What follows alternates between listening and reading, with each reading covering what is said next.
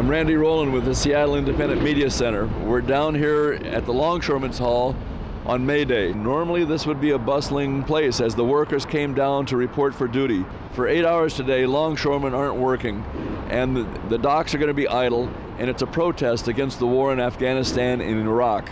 We're going to see the longshoremen and all their allies gathering at the docks to march instead of work. The whole point is to shut down the docks, to shut down the war. Because of this peace march that we're having today, it's exceptionally quiet today. Normally it'd be extremely busy through here. Normally it would be flooded with semis, street semis with containers on their chassis, heading into Pier 18 and Pier 5. If ships are coming in this morning, there's a 9 o'clock start, it's not going to be worked until tonight. This is a stop work situation. They never had an actual strike against the Vietnam War, so this is a historic thing. To my knowledge, it's the first time that American workers have ever struck to stop a war. No peace, no work. This war is just driving me berserk. It's illegal, it's immoral. With Iraq we have no quarrel, so it's no peace, no work. Let me hear you now. No peace, no work, no work. This war is just driving me berserk.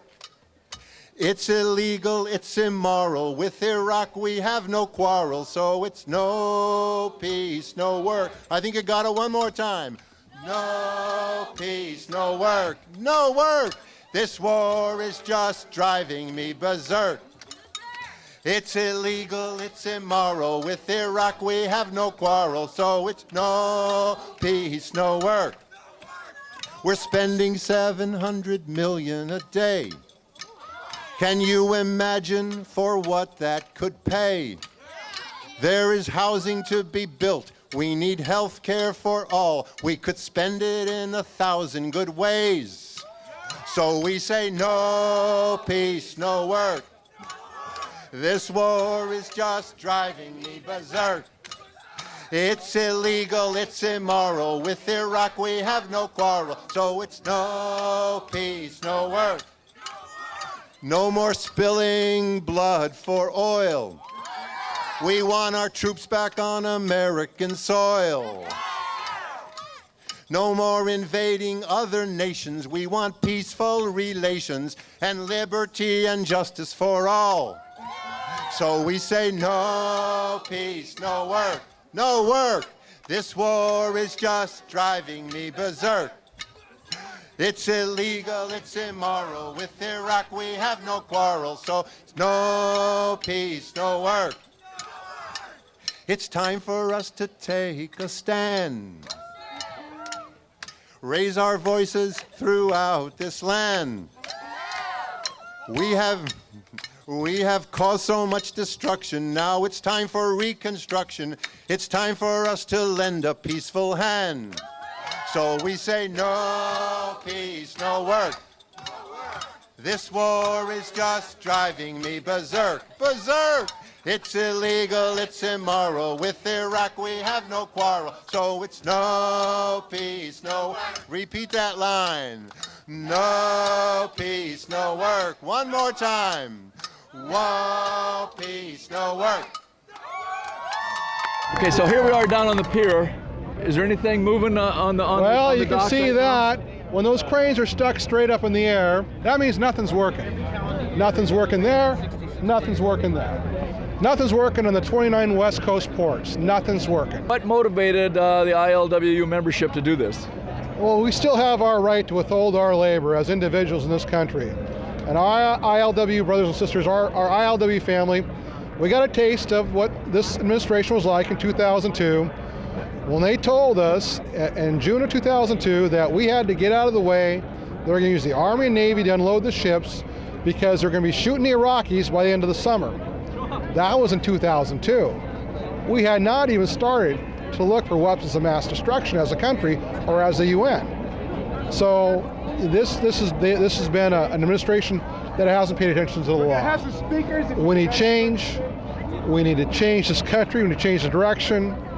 And what better way to start than today? Let's not put this off anymore. We've gone by long enough, you know, and it's time to stand up and push back.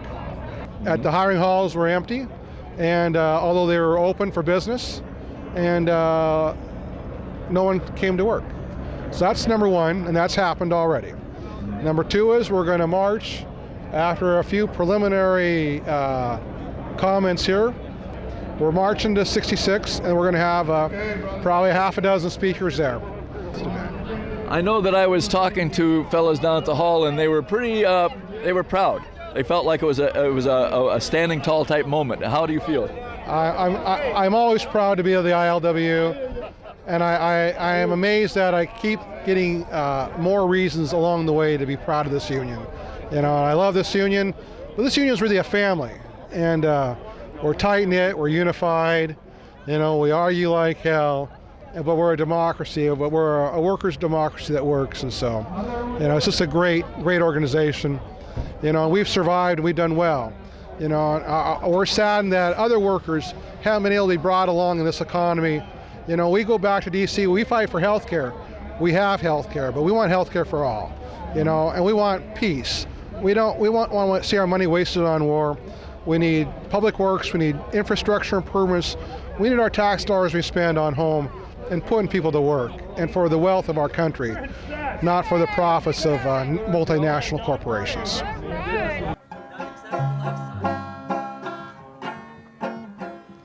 Hi, we're Hot Cargo. For those of you who don't know, hot cargo is what you call cargo that you're not going to move for any reason. Like that cargo and that cargo. Often because it was loaded by scabs or come from somewhere where scabs were manufacturing it. Or because it's Mayday. Some of our songs tend to be kind of working class oriented.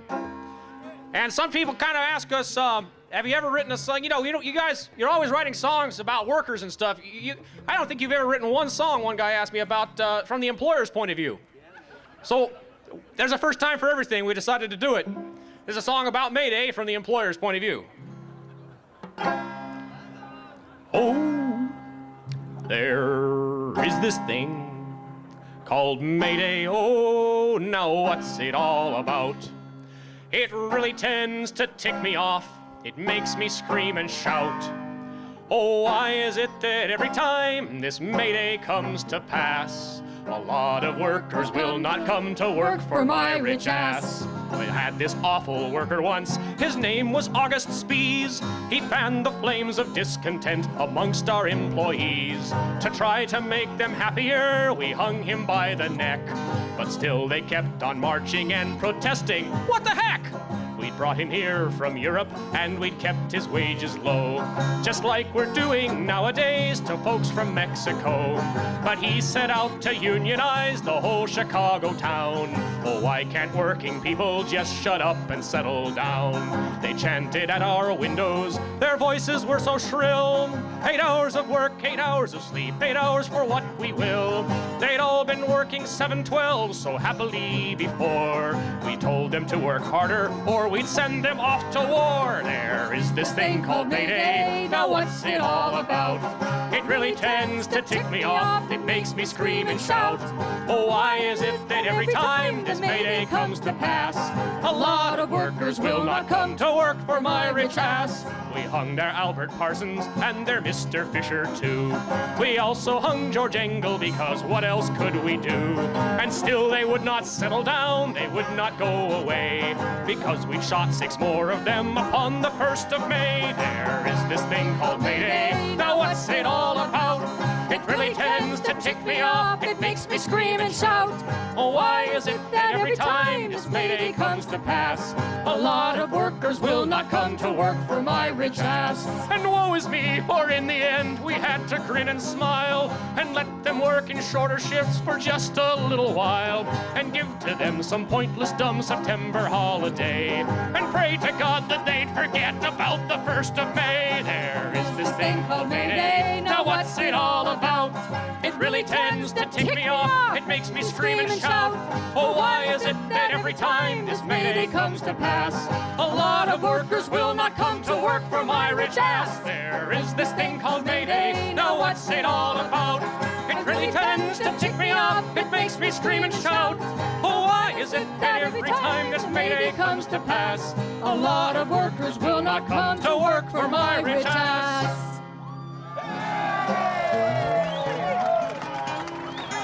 All right, that's an amazing feat. This guy's an amazing songwriter. He just pulled that out of his ass. Thank you. We're hot cargo. Look at all these guys in the leather down here. They're singing like choir boys. Who are you guys? Some sort of motorcycle gang? What is this? Thank you very much, Seattle. Tens of thousands of war dead. Hundreds of thousands of war injured. 2.5 million Iraqis displaced from their homes. Hundreds of billions of dollars spent to propagate that war when they could have been used for the needs of people, both in this country and overseas. The devastation of the Iraqi social and physical infrastructure, allowing corporate U.S. multinationals in their rapacious greed to profit off this war, allowing private mercenaries to run the streets of Baghdad and Fallujah, quashing the Iraqi trade union movement. These accomplishments and more have been created by Bush. Brothers and sisters, you know and I know the trade union movement is not a pacifist movement. We can't be. We struggle. We fight every single day to protect the rights of workers at the workplace. We fight to create a voice for workers. Every 23 minutes of the day, I want to repeat this, every 23 minutes of the day, a worker is fired or disciplined in this country for union activity. We are in a war, brothers and sisters. It's a vicious war. It's a war for our very survival. It's a war for democracy at the workplace. This is a war worth fighting for. The war in Iraq isn't any of those things.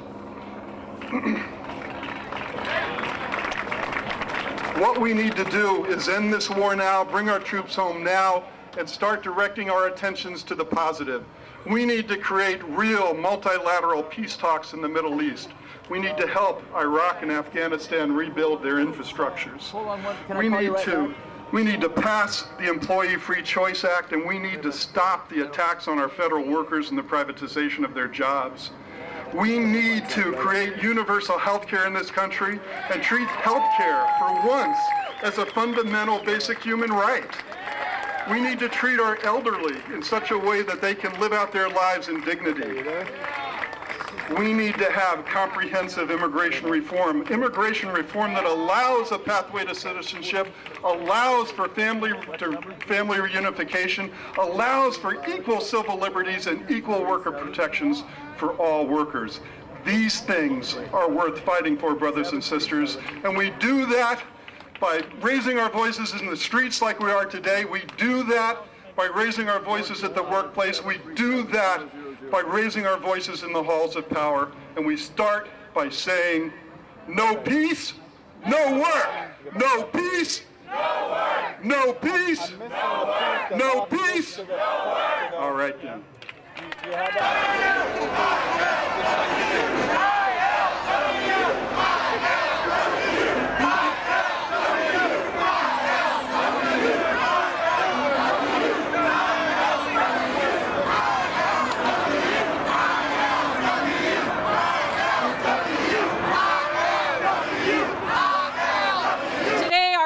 My union, which I'm proud to say, took a bold move to bring attention to the crisis that this war is causing.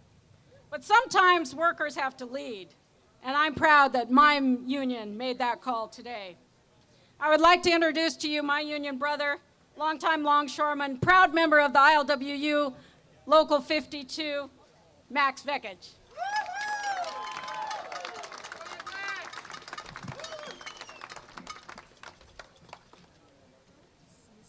The committee that put this together, the host committee, made up of casuals, A longshore, B longshore, casuals, pensioners, fellow travelers, Jobs with Justice, community members. You did a hell of a job. Thank you. So let's give them a round of applause.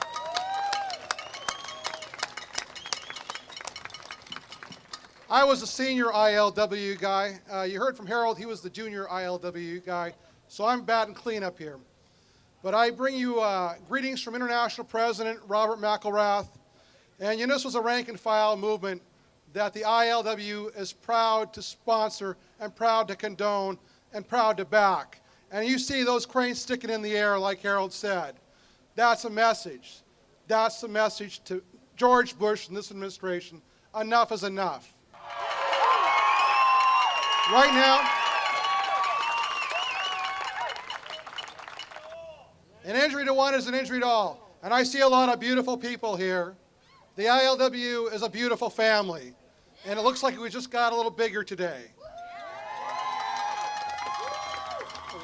We've had enough of this war. We've had enough of this administration.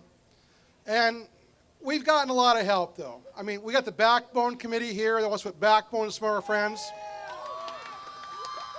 But I also got to say, in their defense, Congressman Jay Inslee has been running interference for us in D.C.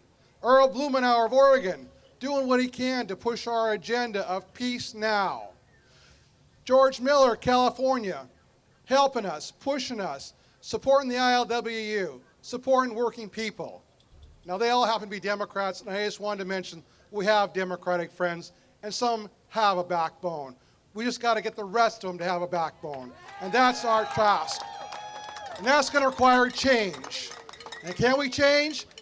Yes, we can. Yes, we can. We can change. This country can change. This regime can change. Yes, we can. Workers are faced with inflation.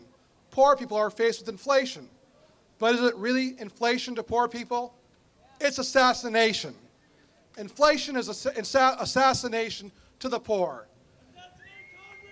And more of the working class is going to be hitting the poverty line with the high price of gas, the high price of food, piss poor job wages, you know, more and more of the same, and a failed policy that keeps spending more and more money in Iraq. So the 26,000 members of the ILWU who stopped work today, who denied their labor today, took a day off, is making a point. No more peace, no more ignorance. We got to move forward. Change now. Change this administration. Change now. Yes, we can. Thank you. There is power in the backyard, there's power in the land. Oh, power in the hands of the worker. But it all amounts to nothing if together we don't stand. There is power in a union. Now the lessons of the past were all learned with workers' blood. The mistakes of the bosses we must pay for. From the city and the farms to the trenches full of mud. War has been the boss's way, sir.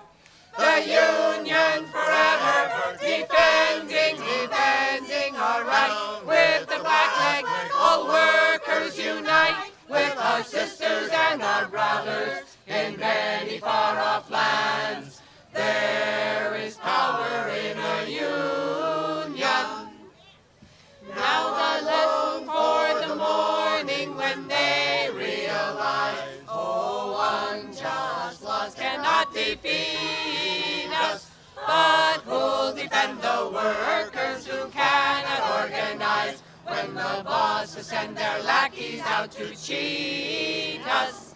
The union forever defending our rights. With the black leg, all workers unite. With our sisters and our brothers in many far